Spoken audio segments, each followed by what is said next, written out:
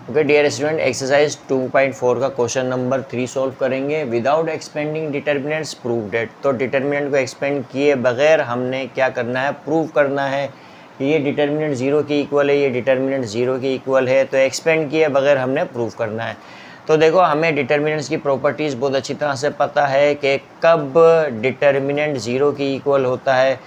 तो अगर हमारे पास कोई डिटर्मिनेंट है और उसकी कोई भी एक रो या कोई भी एक कॉलम का हर एक एलिमेंट अगर 0 के इक्वल हो तो उसका डिटर्मिनेंट 0 के इक्वल होता है according to property number 4 and according to property number 3। यानी डिटर्मिनेंट की जो प्रॉपर्टी नंबर 3 है उसके मुताबिक अगर किसी भी डिटर्मिनेंट की कोई भी दो रोज़ या कोई भी दो कॉलम्स आइडेंटिकल हैं यानी एक जैसी हैं तो उसका डिटर्मिनेंट 0 के इक्वल होता है। तो यहाँ पर हम ये देखते हैं कि ये डिटर्मिनेंट 0 के इक्वल है, ये हमने क्या करना है, प्रूव करना है। किस तरह से? अब देखो, यहाँ पर मैं देखता हूँ कॉलम नंबर 3 को और कॉलम नंबर 2 को, और कॉलम नंबर 1 को भी मैं देख लेता हूँ अच्छी तरह से। अब देखो, कॉलम नंबर 1 के एलिमेंट क्या है, 1 1 1 है। अब कॉलम नंबर 3 के हर एलिमेंट में कॉलम नंबर 2 का कोरेस्पॉन्डिंग एलिमेंट में ऐड करूंगा तो मेरे पास कॉलम नंबर 3 के जो एलिमेंट्स आएंगे वो क्या आएंगे, a plus B plus C आ जाएगा। किस तरह से? देखो, b प्लस सी में मैं a ऐड करूंगा तो क्या आएगा, a plus B plus C. c plus a में मैं b को ऐड करूंगा तो मेरे पास a plus B plus C आ जाएगा। इसी तरह से a प्लस बी में मैं c ऐड करूंगा तो मेरे पास क्या आएगा, a plus B plus C आ जाएगा। तो इस तरह से कॉलम 3 के एलिमेंट मेरे पास क्या आ जाएंगे, सेम आ जाएंगे। तो यहाँ से मैं कॉलम 3 से a प्लस बी प्लस सी क्या कर लूँगा, कॉमन ले लूँगा।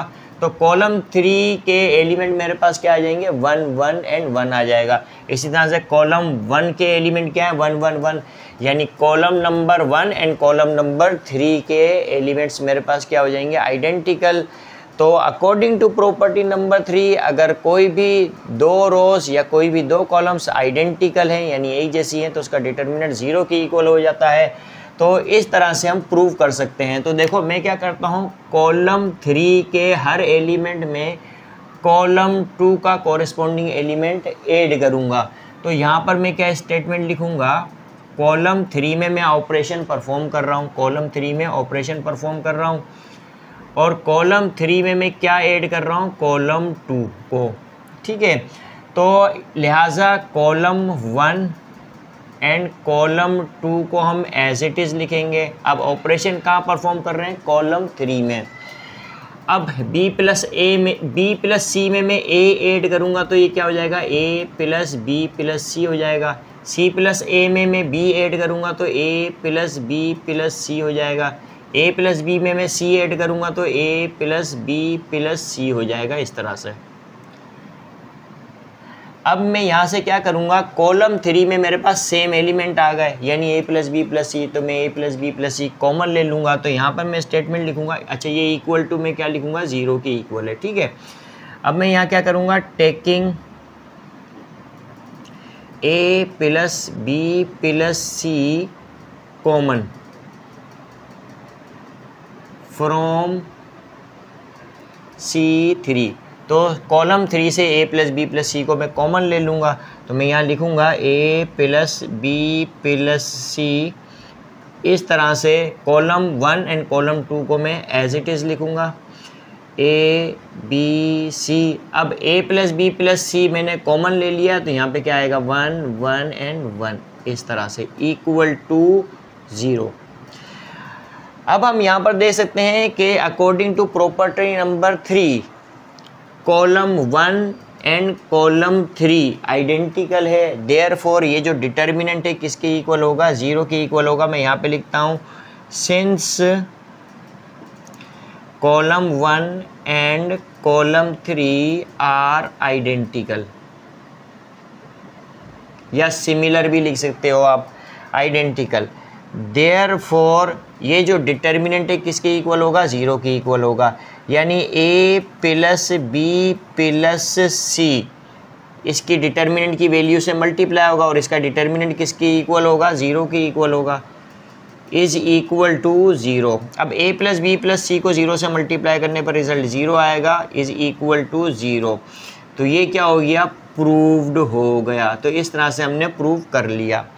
तो आई होप कि ये आपको समझ में आया होगा। अब जो है कि नंबर 2 पर हमें जो डिटर्मिनेंट गिवन है ये भी किसके इक्वल है, 0 के इक्वल है। ये हमने प्रूव करना है। किस तरह से, अब देख सकते हो हमें जब भी इस तरह के डिटर्मिनेंट मिलें तो हमने रोज़ एंड कॉलम्स को बहुत अच्छी तरह से देख लेना है और किस तरह से जो है कि 0 के इक्वल डिटर्मिनेंट को हम प्रूव कर सकते हैं। तो उसके लिए हम ये देख सकते हैं कि कौन सी कॉलम का हर एलिमेंट या कौन सी रो का हर एक एलिमेंट 0 के इक्वल हो सकता है।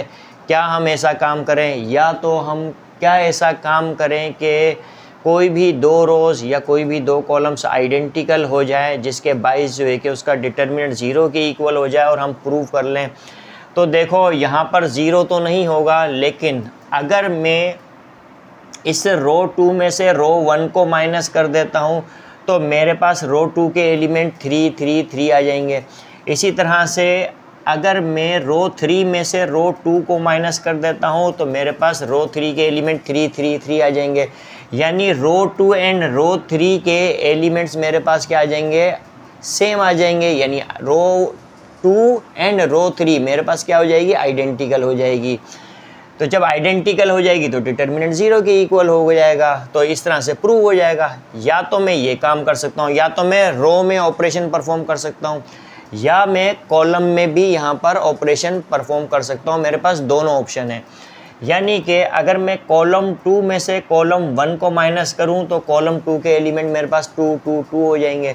इसी तरह से कॉलम 3 में से मैं कॉलम 2 को अगर मैं सब्ट्रैक्ट करता हूँ यानी माइनस करता हूँ तो मेरे पास कॉलम 3 में जो एलिमेंट्स होंगे वो 2, 2, 2 हो जाएंगे। तो लिहाजा कॉलम 2 एंड कॉलम 3 के एलिमेंट्स मेरे पास क्या हो जाएंगे, आइडेंटिकल हो जाएंगे। यानी कॉलम 2 एंड कॉलम 3 आइडेंटिकल हो जाएगी तो डिटर्मिनेंट हम 0 के इक्वल प्रूव कर लेंगे। तो आप रो में भी ऑपरेशन परफॉर्म कर सकते हो, यहाँ पर दोनों ऑप्शन है, और कॉलम में भी परफॉर्म कर सकते हो। तो मैं यहाँ पे क्या करता हूँ, कॉलम में ऑपरेशन को परफॉर्म करता हूँ।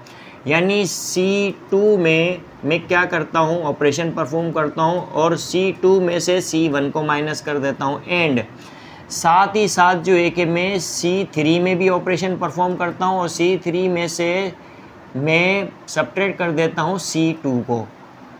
अब देखो मैं ऑपरेशन कहाँ परफॉर्म कर रहा हूँ, कॉलम नंबर 2 में एंड कॉलम नंबर 3 में। तो कॉलम नंबर 1 को मैं एज इट इज़ लिखूँगा, x + 1, x + 4 एंड x + 7, इस तरह से। अब देखो x + 3 में से x + 1 को मैं सब्ट्रैक्ट करूँगा तो मेरे पास क्या आएगा, यहाँ पर 2 आ जाएगा। x + 6 में से, देखो मैं यहाँ पे समझा देता हूँ, x + 3 में से मैं क्या करूँगा, सब्ट्रैक्ट करूँगा x + 1 को, इस तरह से। तो ये x + 3 minus plus minus x हो जाएगा और -1 हो जाएगा। तो ये -x + x कट जाएगा, 3 में से 1 गया तो क्या बचेगा, 2, इस तरह से। तो इस तरह से हमने जो है वो करना है। यानी x + 3 में से x + 1 हमने सब्ट्रैक्ट किया तो 2 बचेगा। इसी तरह से x + 6 में से x + 4 सब्ट्रैक्ट किया तो हमारे पास क्या आएगा, 2 आएगा। x + 9 में से x + 7 सब्ट्रैक्ट किया तो हमारे पास क्या आएगा, 2 आएगा। ये देखो 3 में से 1 गया, 2 बचा, x में से x माइनस हो जाएगा, 6 - 4 क्या हो जाएगा, हमारे पास 2 हो जाएगा, 9 - 7 क्या हो जाएगा, 2 हो जाएगा। इसी तरह से 5 - 3 क्या होगा, यानी कि कॉलम 3 में से कॉलम 2 का कॉरेस्पॉन्डिंग एलिमेंट हम क्या कर देंगे, माइनस कर देंगे। तो x से x चले जाएगा, 5 में से 3 गया 2 आएगा, 8 में से 6 गया 2 आएगा, 11 में से 9 गया 2 आएगा, इक्वल टू 0। अब हम यहाँ पर क्लियरली देख सकते हैं कि हमारे पास कॉलम 2 एंड कॉलम 3 आइडेंटिकल है। तो मैं यहाँ पे लिखूँगा, since C2 and C3 are identical, therefore 0 is equal to 0। यानी इस डिटर्मिनेंट की वैल्यू क्या आएगी, 0 आएगी, इज़ इक्वल टू 0 हो जाएगा। तो ये क्या हो जाएगा, प्रूव्ड हो जाएगा। इस तरह से जो है कि हमने इस डिटर्मिनेंट को भी 0 के इक्वल प्रूव कर लिया। तो आई होप कि आपको ये समझ में आया होगा कि विदाउट एक्सपेंडिंग हम किस तरह से प्रूव करते हैं।